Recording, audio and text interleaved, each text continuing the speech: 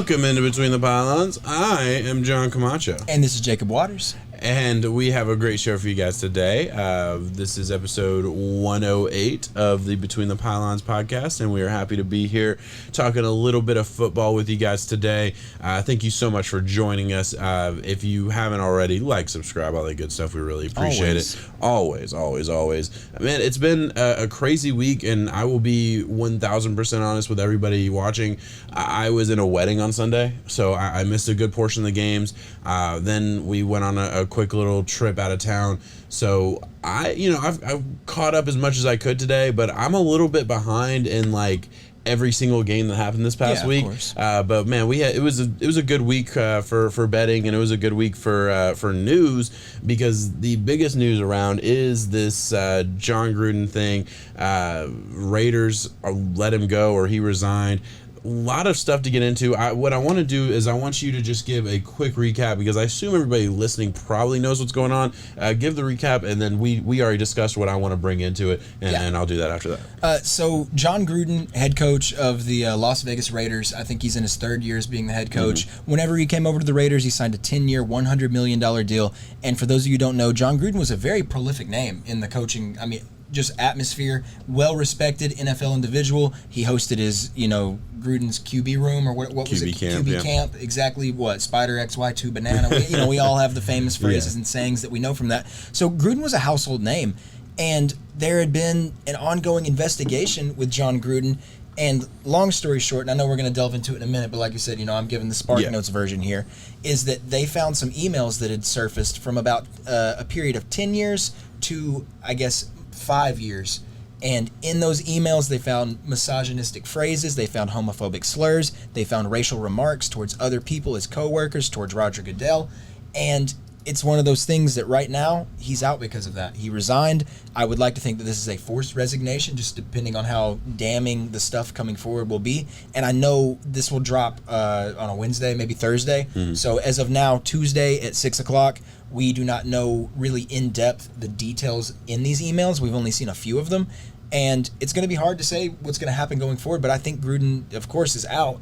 And I'm not sure how you want to take it with looking at it from a Raiders outlook, or I know we had a certain conspiracy that we were kind of wanting to go on to. Listen, I was just about to say, we're going to focus on two things here, right? We're not going to get overly political here with should he have gotten fired. Whether he should be fired for old stuff. Things happened, they happened, all right? And I don't think that really matters whether it should have happened or shouldn't have happened or what wrong. Regardless, it's done. I want to talk about a conspiracy theory that I think we both agree on. We've discussed already.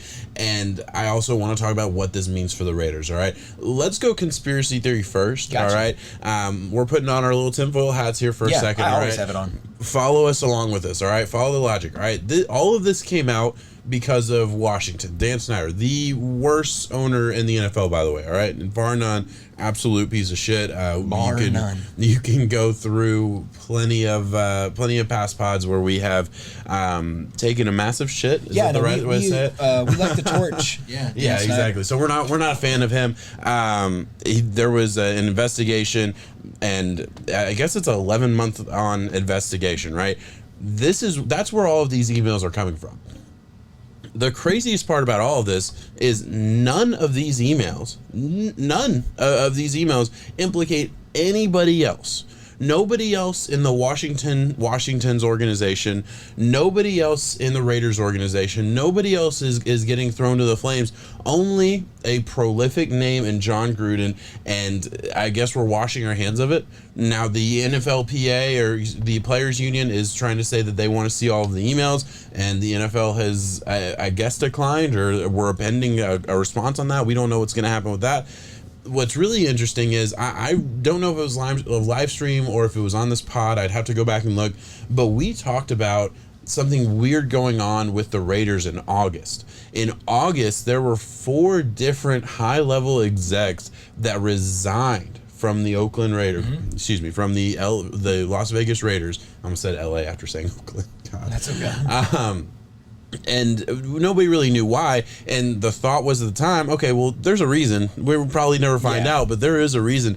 I 1000% believe this has something to do with it, because Gruden has been, Gruden coached for the Raiders, 20 years ago, 20 some odd years ago. So he's had connections with that organization for a long time. Fair to assume that he's been in contact with a lot of those people in that organization. A lot of these execs had been with the Raiders for years. I mean, these are high level top guys in the organization. It's just a little bit fishy that he's getting all the blame. And listen, I'm not trying to defend the villain or however you want to say. I'm not trying to let Gruden off or anything. I'm just saying very unlikely that it was just Gruden, right? Very suspicious. And it's okay to say that, because we're not justifying what Gruden is doing. We're saying that there are others who should be held responsible for all of this. Because listen, just to dumb it down as simple as it can be, an email is sent between 1 and 2.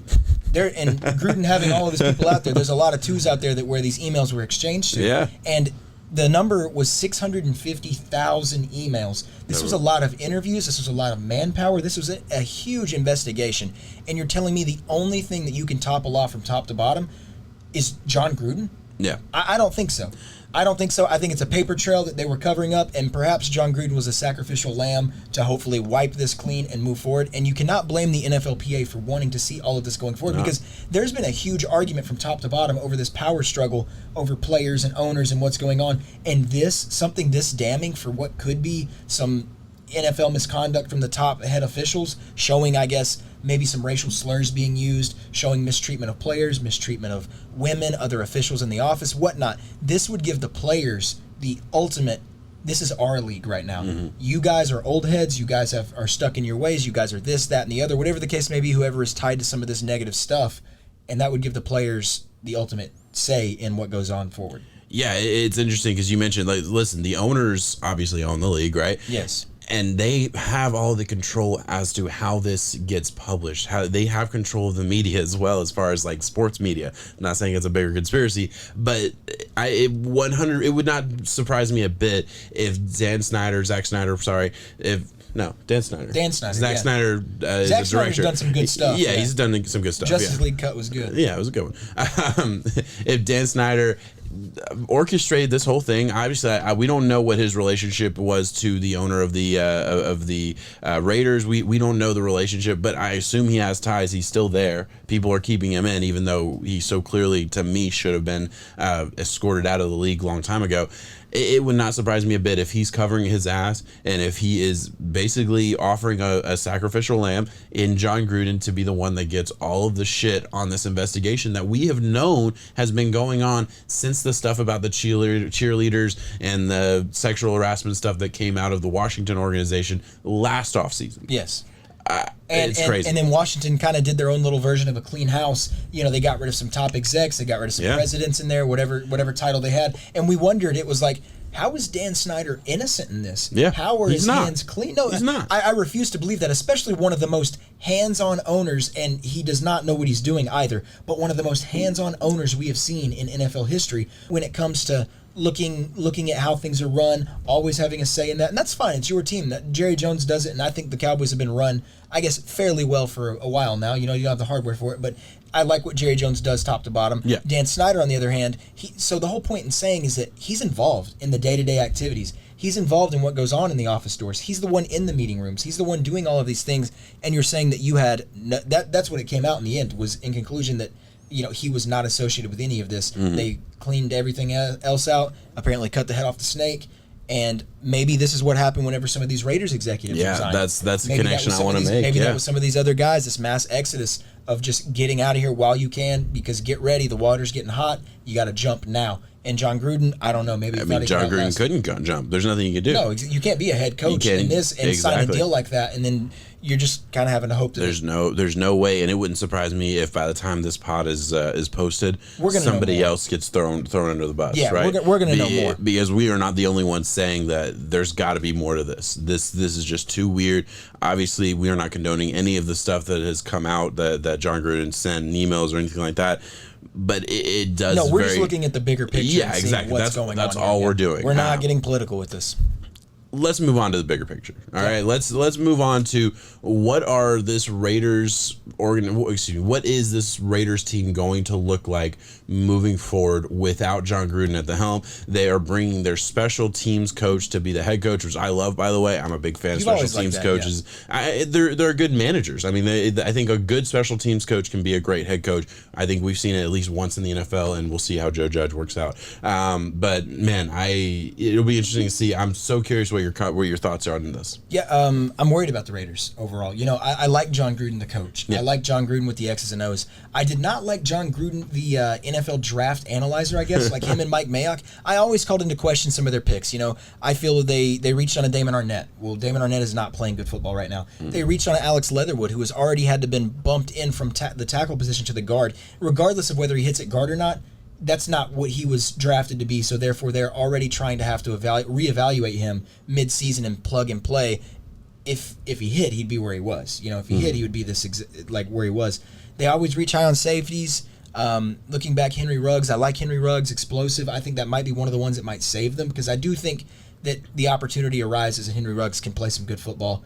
Garyon Conley, I think that was one of the first years that they made that pick. That was a miss. And then we have Clelin Ferrell, was a miss, and then there was a safety taken in that draft as well. Abrams, who's playing well. I like Jonathan Abrams. He's just hurt. I like Jonathan Abrams. He just gets hurt a lot. You know, they found guys like Max Crosby late. They were able to find this not find, but I guess clean off the gem that is Darren Waller and get it going forward. So they have some pieces, but yeah, draft-wise, I kind of thought that Gruden was a few bad seasons away from already being on the hot seat. Not off-the-field issues, but straight up what your performance-based stuff is. So maybe this could be the time where they're saving themselves a few years of struggles in the first place. Maybe they can right the ship and go forward. That is the other part of this conspiracy. Did the owner of the Raiders look at it and be like, man, we have $100 million contract on this dude's head, and it's not working 3 years in. Let's maybe pull some shady shit. Wash your hands. Because I guarantee you he's not getting a cent of that anymore. Guarantee you not anymore. There was some kind of void in his contract that makes that $100 million guaranteed washed away. Conduct detrimental to the team. Yeah, that's all you got to do. But let's look forward just for this season. Derek Carr, the weapons they have, the offensive line, defense. What changes? How does this team look in week 6? How does this team look in week 7, 8, 9? What are your expectations on maybe a more like over the next couple weeks? Because this isn't going to go away anytime soon. Yeah. The Raiders are going to have to answer questions. It sucks to be Derek Carr right now and have to answer a million questions about your old coach and have to tote that line. It sucks to be anybody in the Raiders organization right now, to be totally fair. They get to play the Broncos this week. That'll be interesting. I'm going to go through and just look at their schedule over the next couple weeks, because I genuinely am very curious. What are we looking at here? And I clicked the wrong thing. Let me do this a different way. All right. They play the Broncos this week. I'll let you go forward while I find the rest of their schedule. Having a storyline like this out there's no way that this can be a good thing. This is the bad publicity that you don't want to have to answer for. This is the added stress on your players who are just trying to get their mindset for this game going forward. And now they're having to dig deep and be like, was Gruden this? Was Gruden that? Did he mean it like that? Was that this? Because the media is just constantly barking at them, trying to figure out what is going on, what is happening. Is all of this piecing together, dots lining up, stars aligned, whatever the case may be, it's added stress. This is not going to be a good thing going forward. I do think the Raiders can still play some good football. Derek Carr is propelling this team to levels that I thought could take them to the playoffs right now, when I was very, very down on this Raiders team looking top to bottom roster-wise at the beginning of the year. They've already outperformed where I thought they would be right now by far. Yeah. They are fighting for this division right now, because we still see the Chiefs bottom dwelling in this. Yeah. They still are in control of their own destiny. It's just really, really hard to do that when you have all of these added factors. And who knows, is the fire the brightest it's going to be right now? Do you think so? I don't know. It'd be interesting. Look, they play the Broncos this upcoming week. They play the Eagles and the Giants after that. That feels like 3 games that were very winnable before this whole Gruden thing happened. I am kind of curious, how much did the loss to the Bears have to do with the fact that Gruden had to have been a little bit distracted by there was a racial slur that came out last week, and I think we all thought that was going to be the end of it, and it obviously was not. It was very much not the end of it. That's what I was saying. Is this going going to get worse before it gets better. I think there's a bump because there's usually a bump once a coach leaves and a new coach comes in. This is a different situation, so I would assume that like a lot of people are thinking, oh, Broncos are going to crush the Raiders because there's just so much going on. I don't know. I actually think like this could be one of those things where the Raiders do get a little bit of motivation. Hey, we're going to go win for us. We're going to go show that nothing's changed, I guess, because they have been a good team. They're 3-2. They had a bad loss to the Bears, but other than that, they've played really, really good this year and had some really good wins under their belt already. How does it go moving forward? Yeah, I kind of think it's going to fall off a cliff. Can this team salvage it and make it to the playoffs? I'm going to say no. I didn't love their roster coming into the season. I agree. I mean, you add in this turmoil like that. Yeah, I questioned Jon Gruden coming into the season, and I think without him, you at least lose the confidence. Because one thing we say about Gruden is he was a confident, I would assume every player in that locker room was very confident that he knew what he was doing and that he was leading this team the right way. Yes. I think there was that era about him. That is gone. I wonder how much that affects this team. Yeah, I do eventually think they fall off a cliff a little bit. I do think this has a good chance of ruining their season. They have some very, very tough matchups going forward. Yeah. I'm not even going to dig into having to play the Broncos, the Chiefs, or the Chargers again, but you still have to bounce around and play Washington. They're playing good football. Dallas Cowboys, good football right now. The Browns, those games are not tossed. Even the Bengals, throw the Bengals in there. Those are hard games. Yeah. Those are no gimmies. They're not, Those are no gimmies, especially whenever it's time to get ready and get going and you're having to worry about all this off-the-field stuff. So like you said, it could be a breath of fresh air to get away from the media and get out on the football field and play. So that could be like a shut up, the lights are on, let's get this win. So I'm not expecting this to just be an abysmal performance for the Raiders. This organization's still going to keep running. Yeah. They're still going to keep playing football. And it's really going to hinge on Derek Carr, though. How can he handle this? Yeah, and I've been a big fan of Derek Carr. We'll see how it goes from there. Listen, we'll end the conversation right there. Unless you have anything more to add, take our tinfoil hats off just for a little while until the next segment. And let us know what you think in the comments. I'm genuinely curious. Like, what are the thoughts here? Because I would imagine this is one of those topics like we don't have all the information probably, and there's got to be a lot of varying degrees. I mean, from should he have been fired, which I would say probably with all the stuff that came out. Definitely seemed like a guy who's doing not good things for a long time, or saying and doing not good things for a long time. But beyond that, like, how far does this go? Who orchestrated this? This didn't just happen out of nowhere. Somebody made this happen, and I don't know who it was. I have ideas. Obviously, you want to point to the guys we know about, but there certainly could be some people hiding behind the curtains that no. We're seeing dominoes drop. Exactly. A lot of things fall. Exactly. Yeah. Let's move on to our next topic. We want to talk a little bit of MVP race. Yeah, all right. Look at mid-season MVP. Yeah, let's do it. I'm excited. I'll run off like the top three right now. Yeah. Give me your thoughts, and we'll just kind of go down the line. Right now, Josh Allen is the favorite at plus 450. You got Kyler at plus 500 and Dak at plus 600. By the way, that's basically 4.5 to 1, 5 to 1, and 6 to 1. That's basically how that very works. Close is what they're saying. This is it's a highly contested race, and honestly, if there's one thing that I'm going to point to, and I know it doesn't happen, I'm just saying if you want a good shot at winning some bucks and a guy who does carry well, I think the team needs to perform a little bit better going down the road, but it can really hinge on his success, is Derrick Henry at plus 8,000. 80 to 1. 80 to 1 odds. We have Kyler at 5 to 1 odds. Derrick Henry at 80 to 1. It's because he's a running back. Yeah. But right now, Derrick Henry is on pace to do 2K to 2K. We have yet to see a 2K to 2K season. I know it's hard to beat out these quarterbacks, but for his name to not even be mentioned nearby, I think that's a disgrace to football, considering that he still does what he is doing now. Yeah. Which is playing some really damn good football. Yeah. He mixes in his normal stuff like Derrick Henry does. Maybe they're assuming the drop-off. Maybe they're assuming he can't keep it up.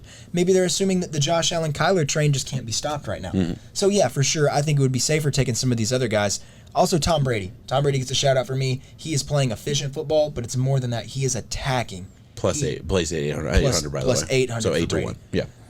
But, I mean, if I had to cut, if it's wraps right now, I think it's Josh Allen. I think the Bills' success is one of the biggest hinge factors on that.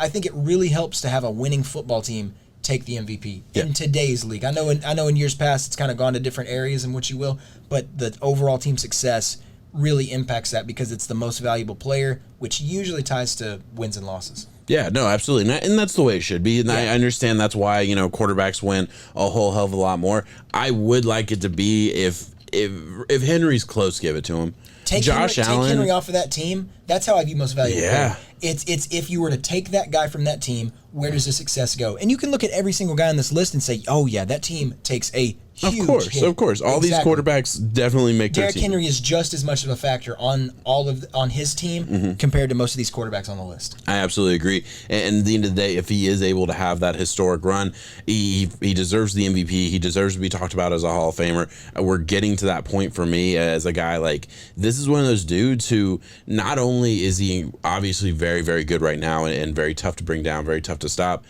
Even if he loses a step, he's still going to be really good with just the way he runs. Yeah. Like, it's not like he's like an Austin Eckler type to where, like, when Austin Eckler loses a step, his entire game is predicated on quickness, explosiveness, right? And he's awesome. I love Eckler. But Henry, it's so much more predicated on power and speed. And, you know, that doesn't go quite as fast. We always talk about running backs falling off a cliff. This is the one where it's like, I don't know if he will fall off a cliff. I don't know if he's hit the mountain yet. I know we've added an extra game into the season, but if he realistically breaks the rushing record, he has to be an MVP consideration. Yeah. And at 80-1 odds, yeah, why not? He runs like a tank, man. He runs like a tank. He protects himself on a regular basis. He makes the defenders hurt, not the other way around. It'll be interesting to see. Who's your favorite on the list? I love Kyler, F plus 500. Obviously, just, you know, very, very close to Josh Allen, who's leading the pack. To me, Kyler, and I'll add Dak in there too. The three that I mentioned off the top, all three of them are players that I think deserve to win MVP at some point in their career. They're all having great games so far in the season. It's early, you know. It's a little bit of prediction. Listen, Kyler wasn't supposed to be 5-0 though.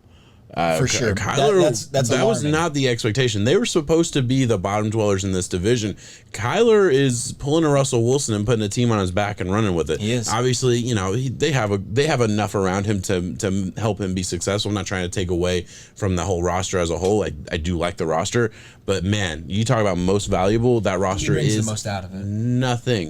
Nothing without Kyler. Let's be honest here. And I'm not even a big fan of the scheme or anything like that. I just think, I mean, Kyler is special. He's very special. He's a jitterbug and tough to bring down. And then Dak has just been so much fun. Dak's going to get comeback player of the year guaranteed, right? Like, there's no way. If you're talking at 6-1 odds to win MVP, you are a shoo-in for comeback player of the year. I think there's two more guys we got to talk about, though. Okay. And for different reasons. I have one good one and one kind of bad one that I want to pick your brain about. Okay. The good one is Lamar Jackson. Okay. Lamar Jackson at plus 1,200 right now is just lit the NFL world on fire, as we've always seen. But he did it with his arm. You know, he did it in a way that he has always been called into question, and he's done it 2 weeks in a row now. He's shown up in big-time games, and he is putting the Ravens team on his back at a time when they are really banged up, at a time when they need Lamar to be sometimes the pocket passer. He's not a true pocket passer, no, but he stands in the pocket, and I'm seeing him make the reads, and his arm, he's always had that athletic ability. He has the zip on it. It's uncanny. He is a true playmaker. I'm really seeing him trend upwards, and I think it's going to go. And I want to talk about the Chiefs right now. I want you to tie in the MVP thing because I think it strictly falls onto Mahomes. And I know we talked a few weeks ago about, is Mahomes enough? I think we may need to revisit that and say, I don't know right now. Yeah, Mahomes is having a down year. It happens to everyone. I will say so far, he has not played to the level that we've seen. I really... that toe injury that he had in the Super Bowl, that's a serious injury. I mean, and we saw that halfway through the offseason. He was still in a boot. I'm wondering how much that's affecting his ability to run around. I think he definitely looks slower than he did, you know, the first year we saw Mahomes. I think, you know, just running around the pocket. So I'm curious to see, like, how much is that really affecting his game? Obviously, like, I say all that to say, like, you're not doing a top 5 quarterbacks list and putting him anywhere, you know, lower than 3. No. Right? Like, no way. And I'm just saying for right now. Even with the inefficient play right absolutely. now. Like, he's playing awesome. Like, he's still really good, but, like, I mean, this is a God-tier type quarterback. We're just seeing more mistakes than what we're used to. Yeah, absolutely. We're seeing more interceptions. I think we are also seeing a team that is having a little bit of a Super Bowl hangover. I mean, they went 2 years in a row, obviously had the win, lost to the Bucks this past year, and, you know, there's not a lot of teams throughout sports that can withstand multiple championship runs. It usually does fall back down to earth a little bit, and that's what it feels like to me a little bit. I think this is a little bit more of a total team hangover than it is just one specific player. Mahomes, obviously, big part of that, and not elevating his team to the way we're used to seeing. It's still a dangerous team to play. It's still a tough team to beat. Chiefs are going to be here for a while. They are getting the best from every single team they face, and they've been taking the L's a little bit more than we're used to. That's what happens when you're the guy circled on the calendar, though. They're saying, hey, you got to play the Chiefs. It's time to bring the A game. Lights are on. Look at one last note to it is looking at the Patriots dynasty and what we saw with Bill Belichick and Tom Brady. They had a really good stint from like 02 to 05 where they had, or 06 where they had those Super Bowls, 01. And then they missed for a long time in there. Where they made it, of course, but that's part of a dynasty. Really good team, They're always a really good team, but there's always a lot of really good teams. I'm just saying, it doesn't mean that the Chiefs are just automatic guarantees for the Super Bowl every single year. There's a lot of good football being played, and I think the Buffalo Bills showed up in this matchup and said, right now, the AFC is ours. Yeah. Right now, there's a lot of football left to be played. There's a lot of times, like I said, if you ever want to catch them early, catch them in the regular season because you never know how that second playoff matchup goes. For me, my preference is to lose to one of those guys in the regular season so I can get better prepared for the playoffs. It's just like, it's weird. I know there's not a lot of correlation. You would think we beat you, therefore we're better. But I think round 2, there's always another fight ready to go. Absolutely. So. The NFL is so evenly matched that a lot of these games come down to a couple big plays. I was going to say coin flip type stuff. Yeah, coin flips, man. You catch Seriously. one, you're going to get on the other. Yeah, absolutely. And the more you play an opponent, especially an opponent that beat you, the more you learn from it. You learn more from your losses than your wins. That's another part of it, and that's a psychological thing that makes sense why a lot of division teams are split down the middle, 1-1. And if you play in the regular season and meet back in the playoffs, a lot of times the team that lost in the regular season gets one back in the playoffs. Ask Tom Brady. Yeah, exactly. I do like Stafford and Rodgers, a couple old heads in there being talked about at plus 900, Stafford plus 900. Stafford absolutely deserves to be in that conversation. He is playing lights out. Rodgers, aside from a tough week 1, playing lights out as well. Like, there's nothing you can say. Like, again, Rodgers every week makes 2 or 3 throws. I'll say 1 to 2 throws now, but used to be 2 or 3. 1 to 2 throws, they're just absolutely mind-boggling, which is absolutely incredible. And Stafford does too. Stafford is in that same boat. Doesn't get nearly as much credit for it, but he's starting to now, and he's under brighter lights in LA there. Detroit just doesn't hit the same. Both of them gonna be very interesting, and I wouldn't have a problem with dropping $10 on either of those guys to make a run here, because I would argue it's not gonna be exactly the way we're seeing it now. Things are going to change. Players are going to take a step back or struggle. Teams, they hit rough patches. That happens. It's a very momentum based game. Yeah, I completely agree. Fair enough. You're you're good. All right, let's transition. Let's do it. All right, hey, that's why this is a podcast, guys. You get to see the weird, awkward looks. All right. John, you looked at me and I was like, you want to kiss? You want to kiss? I got you. Bro, I kind of wanted to kiss, bro. All right, let's move on. Let's get over to best bets. I'm going to let you go first. You want to go first? Yeah, no, I want to go first because I think it was a good segue. We just got done talking about Matt Stafford. And let me tell you why Matt Stafford and the Los Angeles Rams are going to cover 10.5 points versus the Giants. That's hard. That's a big number. I think you can go back a few weeks ago and literally quote me saying, if you give me 10, I'll take it. That was in the other direction. I'm sorry, though. The New York Giants are banged up from top to bottom, and they were a bottom dweller before they had these injuries. You have Devontae Booker having to step in where Saquon Barkley was. It's not even close. I think it's Mike Glennon. All 6'7" of Mike Glennon having to step in for the injured Daniel Jones. He's in concussion protocol. They don't think he's going to make the start. And if you put those pieces, if you take away what could be the little bit of good that I've seen from the Giants overall, Kadarius Toney had a coming out party this past week too. It was fun to see. He's electric. He's exciting. I'm sure he's going to make some good plays. But the Rams are ready to go. They are going to hang it on the Giants. I see no hiccups here. I think they are going to demolish them. I can also say, though, I can look back to last year where it was about this time too. It was Tampa Bay going to New York to play the Giants, and the spread was 7.5, and I was so damn sure that Tampa was going to roll them. The Giants ended up winning that game, so I had to eat some crow. I'm not eating crow this time. Clip this out. We're going to play this at the beginning of the pod next week when the Rams win by 2 touchdowns or more. Hell yeah. I love the confidence. We'll move on to a bet that I am equally as confident in, but don't have to survive quite as many points. Cowboys covering 4 points versus the Patriots. Listen, a lot of it's Jimmy's and Joe's, man. Like, X's and O's can be great, but I just don't think the Patriots are a complete team yet. I like what I've seen from Mac Jones. I do like that offense a lot. I like the defense a lot. Obviously, they're going to bring their best against the Cowboys, but at the end of the day, I do think this is a Cowboys team that just has more talent on the roster, and I think that's what's going to come through here. 4 is a weird number. definitely one of those numbers where you could either push or lose by, there could be a late touchdown that makes it a 3-point game or something like that. That's always a possibility. But I really like the Cowboys to win by 7 or 8 points. I really think, if they win by 10 points, if it's 31-21, I'm not surprised at all. And I think talent it's very takes likely. over in this. Yeah, I do too. Yeah, I think that's really where I'm at with all the weapons that the Cowboys have versus a Patriots defense that is a little bit depleted by injuries and things like that. I'm going Cowboys there, -4.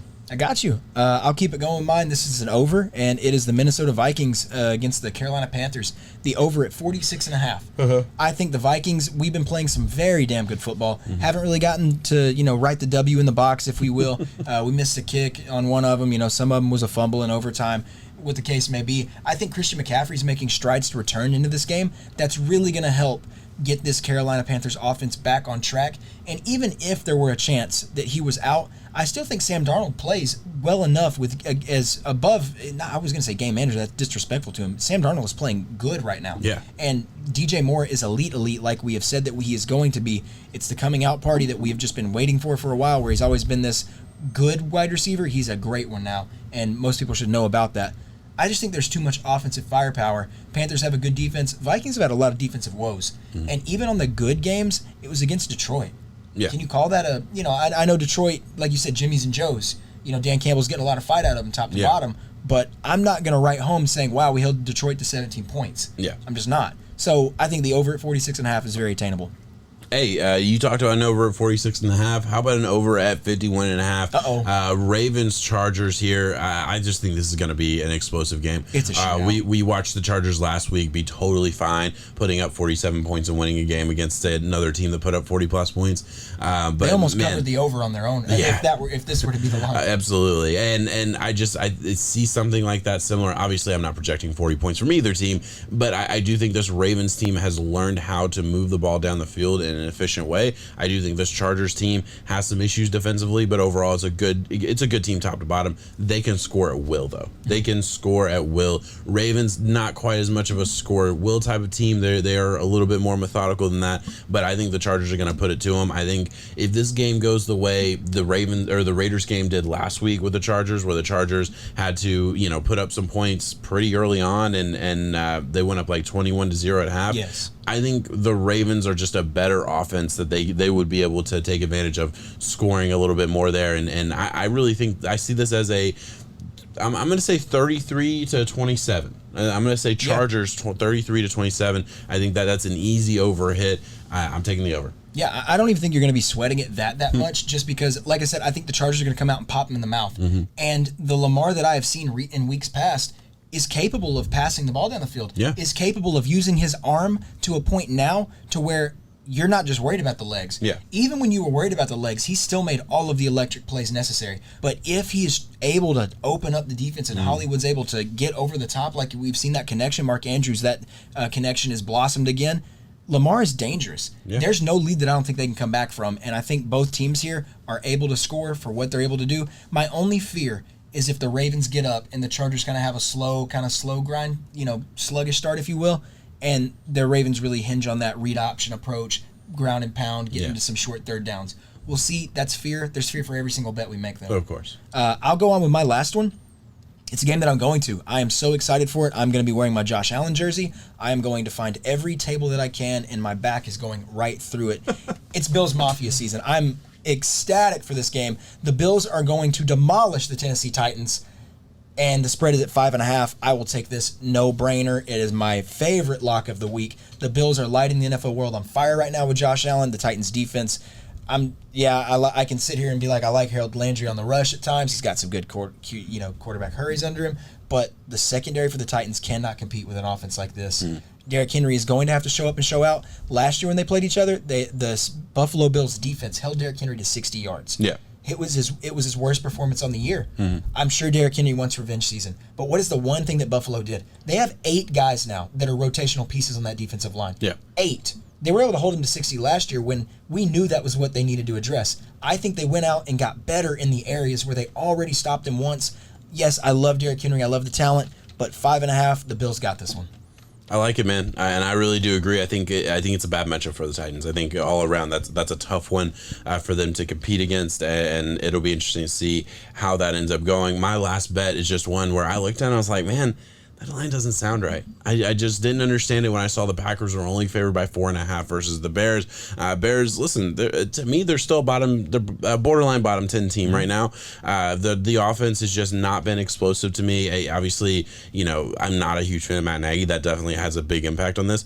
But, as much as I have really enjoyed watching Fields, I'm not going to sit here and be impressed that they beat the Raiders. I'm not going to sit here and say that was the game that proved it to me they're going to be competitive versus one of the better teams in the NFL. I think the Packers take care of business here. I don't expect any hiccups. I think this is a 10 to 13 point game where the Packers are in control the entire time and get an easy win, not easy win, but get a substantial win here against a division rival. Yeah.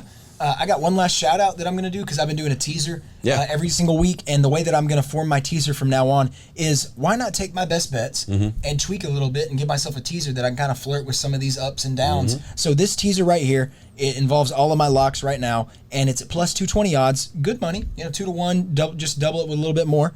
And it's the Bills at minus 1.5, the Vikes over 42.5, and the Rams minus 6. I think in some of those areas, the one that I'm most concerned about could be the Rams just because of a garbage touchdown. I think I'm almost covered by getting that, and I love the return.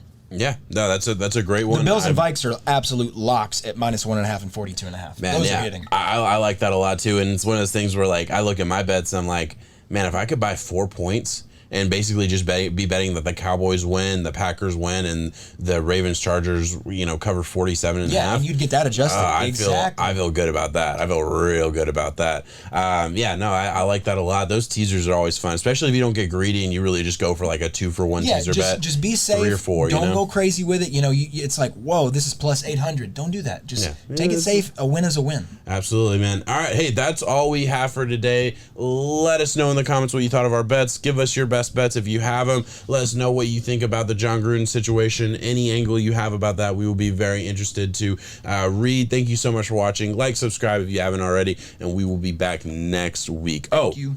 Check out our Power Rankings show too if you haven't. For sure. Peace.